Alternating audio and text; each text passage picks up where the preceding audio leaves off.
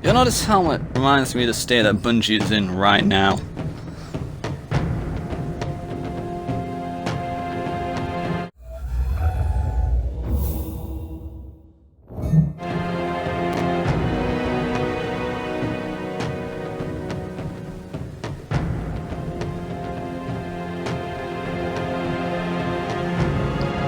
Yo, what is up guys, this is Tyrannic Swine here, and welcome to my review of Halo Reach. Now this is the second side game in the Halo franchise that we came to know, and is a prequel to the main Halo games. The story is that you are Noble 6, a Spartan who joins another Spartan team called Noble Team. And you basically find out that the Covenant are attacking Reach, that an invasion is underway. Now you eventually battle the Covenant over a series of battles and you start to get the upper hand. Then, after you destroy one of the Covenant's assault cruisers, an entire fleet comes out of nowhere and destroys UNSC's fleet around Reach, basically crippling everything. At that point, Reach has to evacuate, and Noble Team is doing the preparations of helping the evacuation. Then the situation develops as more of their team members start dying. They realize that at their secret-only base, that an AI called Cortana needs to be safely evacuated off of the planet. They succeed, but they succeed. That cannot happen but here. They all end up dying apart from one of them. I want that relay back online, Noble One. But because they safely got Cortana off of Reach, they began the events of the first 3 Halo games. Cat, Noble 2, Meal and George 4 and 5. Over the place. Alright, let's start off with the campaign. Now, I liked the campaign. Halo Reach had a very decent campaign. It had the Spartan Noble Team. This was the first time we actually see a proper Spartan team in a Halo game, because all we've seen for Spartans is the Master Chief. This is the first time we actually get to see some different ones, and Bungie did a good job on these characters. They each had their own niches to him. It's like you had Carter, who was the leader of the group, Kat, who was the smart and secretive one. You had June, who was the sniper and would talk a lot. You had George, who was the native to the planet and was the one who would know the locals. There was Emil, who was the badass, strong guy. And then there was Noble 6, who was the silent, well, kind of silent protagonist that you play as, who is a new guy to the team. Now, they did all these characters well. I actually liked each and every one of them. But even though the characters did get killed off throughout the game, it didn't really surprise me, because because if anyone's read the lore about about Reach, is that pretty much a lot of Spartans died here, and pretty much the entire planet was glass in the end, so all these guys dying didn't really make much of an impact, but they were decent deaths. It did go out in the right way. Now for the story, it was pretty much the story is pretty simple. You're pretty much defending the planet against the Covenant. At first you're winning against them, but then the whole situation changes when the entire Covenant fleet comes out of nowhere and basically destroys everything the UNSC had for a space fleet. And then at that point you're having to get everyone off the planet. And it was really cool over time seeing how the planet deteriorated from the battle. It's like from the very first mission it's all calm and peaceful, and then the final mission everything is being completely destroyed and there was pretty much nothing left, and it was all collapsed and everything as the Covenant carry on doing what they're doing to the planet. I really did like how each mission the planet got more and more desolate and wasteland and destructive over time. I did like how it kept changing to that point. Now let's talk about the mechanics of the game. Now there is some differences from the last Halo games. Since there was equipment in Halo 3 which is only able to be used once, in this game it's been replaced by something called armor abilities, which is a reusable ability that your Spartan has, that once you've used it, it will have to recharge over time. And there's multiple abilities there's multiple abilities. There's sprint, drop shield, jetpack, hologram, armor lock, which I really hate, and active camo. Now, I like the armor abilities. It makes the Spartan feel more powerful the way they should do, because they got to be able to do something else with the armor they have other than just increasing their strength and like flexibility and sight. So yeah, the armor ability does make sense that they can only use those kind of things. Now, you also have night vision, which is only useful for one mission, and then for other missions it's kind of useful for some missions because for the dark areas, but other than that it's just there to just look cool after ODST's visor mode. I keep thinking they put in the night vision just to give you that kind of feeling. Other than that, there's not really much differences to the mechanics of the game. There is no dual wielding still, which kind of still sucks even though you're a Spartan again, and there is fall damage again. Also, the health system has gone back to the way like in Halo CE you have your shields and then you have your separate health meter. Now, there is a lot of new weaponry in this game, especially for the Covenant.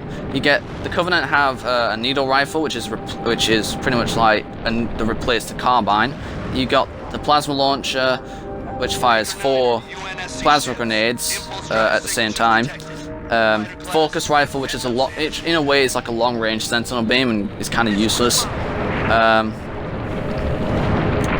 think that is the concussion rifle, which is to replace the brute shot because the elites are back in control now.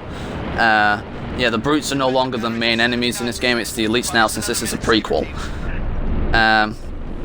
So I think yeah, there is a few new weaponry there for the Covenant. The UNSC also has some new weaponry. You have the DMR, which is a semi-automatic mid to long range rifle, which is to replace the battle rifle in this game.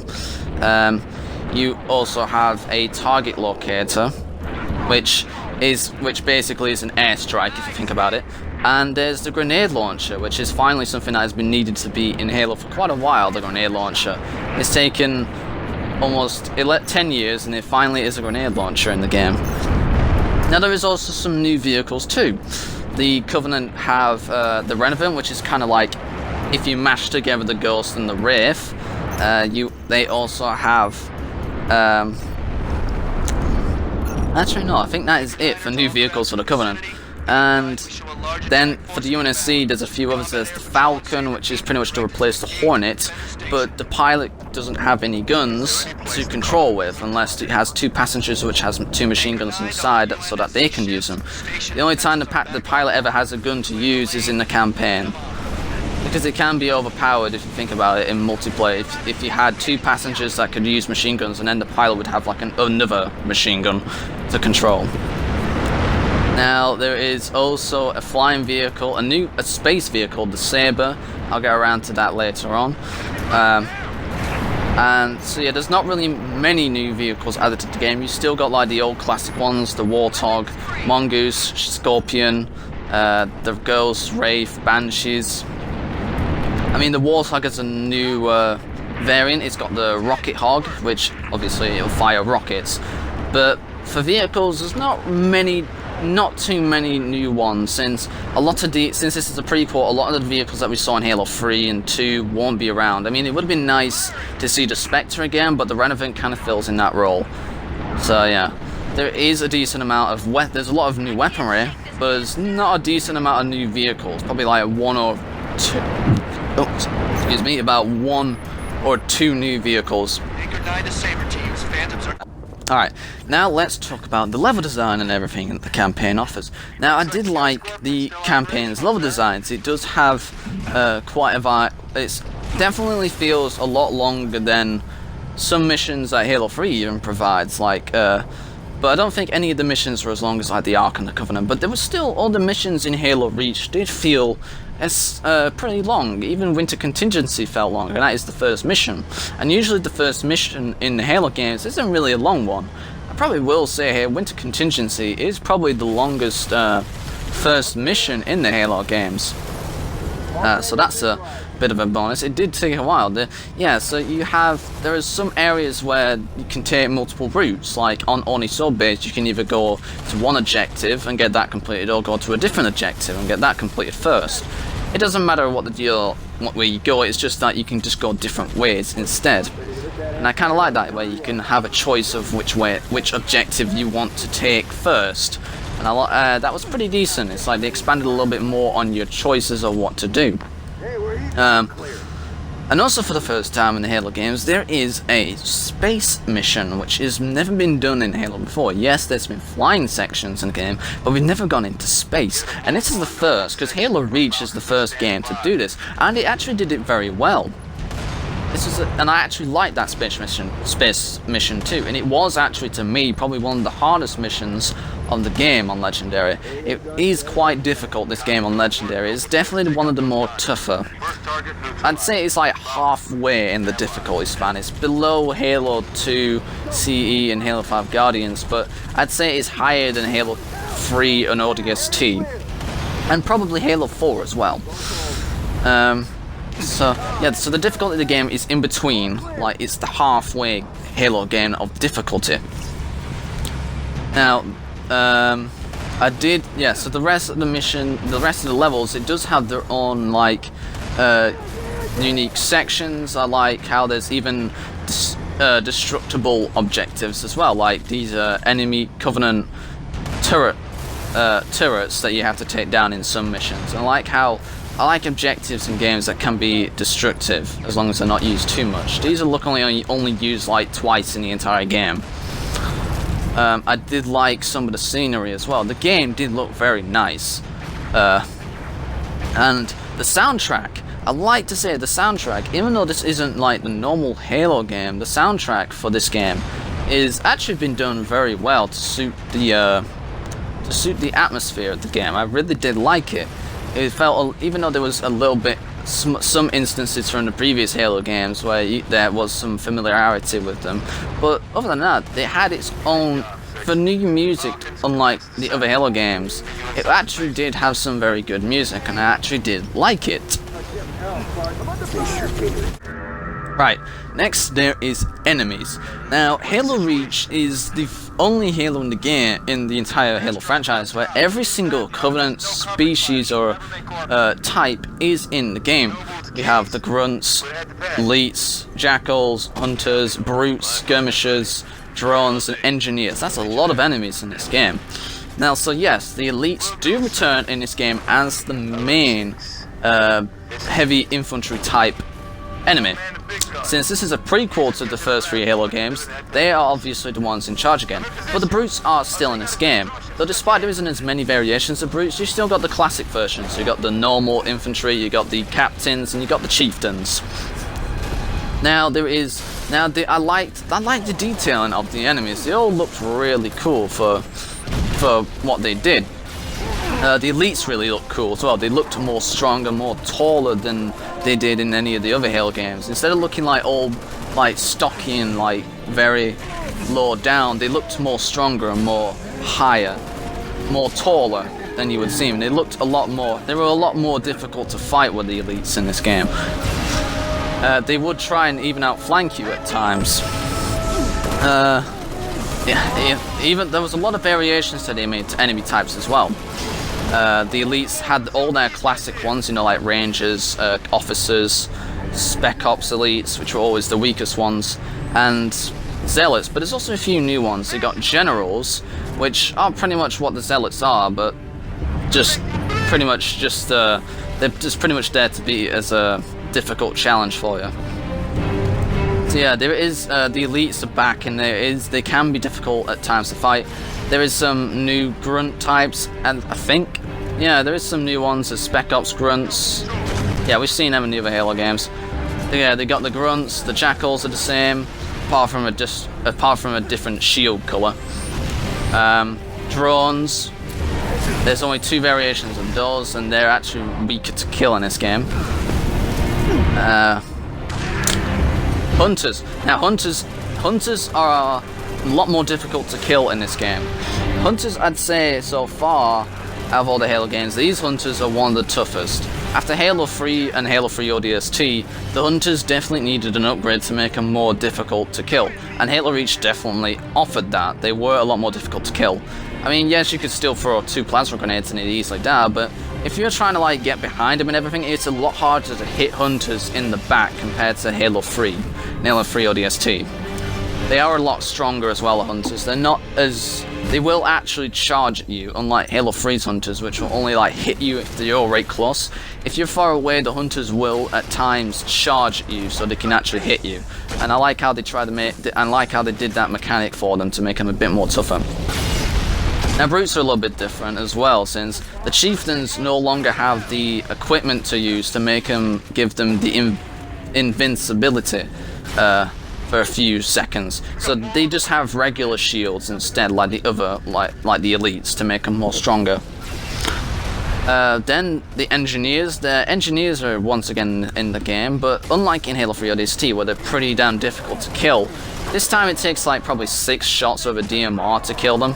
So engineers are a lot more easy to kill, but you only see them like once or twice in the campaign. You only see them like 2 missions, so they're not really around a lot.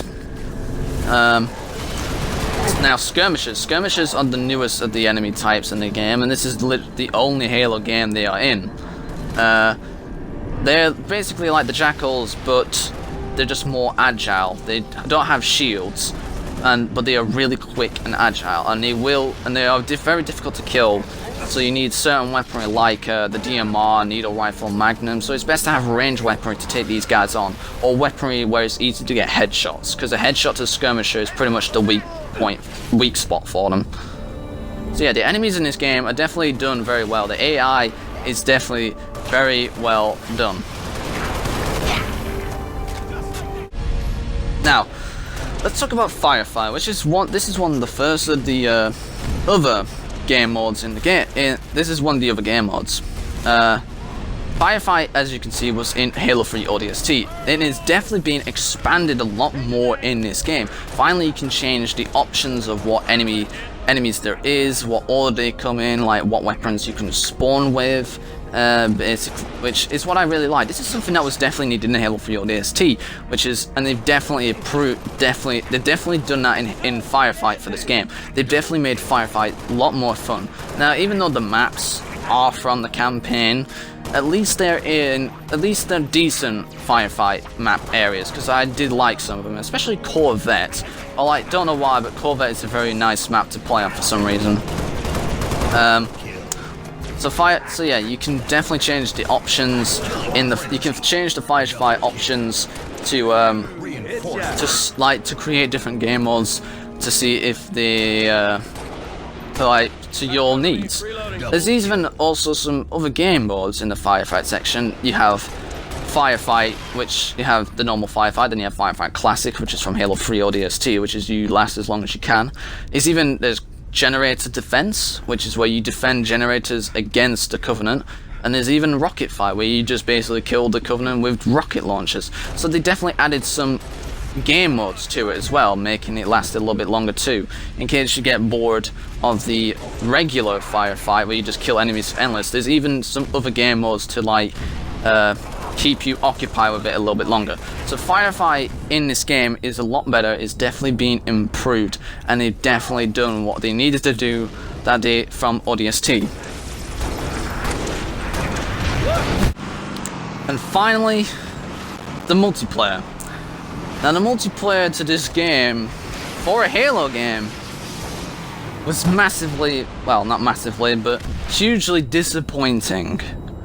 This multiplayer, it just felt really bad compared to the other Halo games. And I don't know why. I don't know how this was Bungie's final Halo game, and yet somehow they messed up the multiplayer. I mean, it's pretty, you have loadouts, which is where you can select any weapon you want, like you can in Firefight, and you can change these options in custom game. But it's just like, there's a lot of things that bug me, like the maps. They're all bit from the campaign, and I'm like, Bungie, why did you do this? It was really lazy how they just basically took areas from the campaign and put them in the multiplayer. It's like it's like they didn't do anything to create their own maps for the multiplayer, and I felt it kind of feels a bit cheap that they just use maps from the freaking campaign for the multiplayer. It's like they didn't have any innovation to create their own maps. I mean, did they run out of time, or did they not have time to make any of their own maps? So that really annoyed me, how the maps just aren't like from the campaign and aren't like different. There is also the armor lock. Armor lock is stupidly unbalanced with the other armor abilities.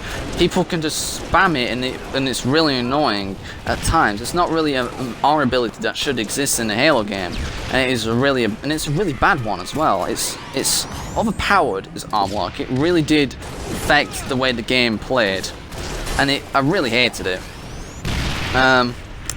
There was also.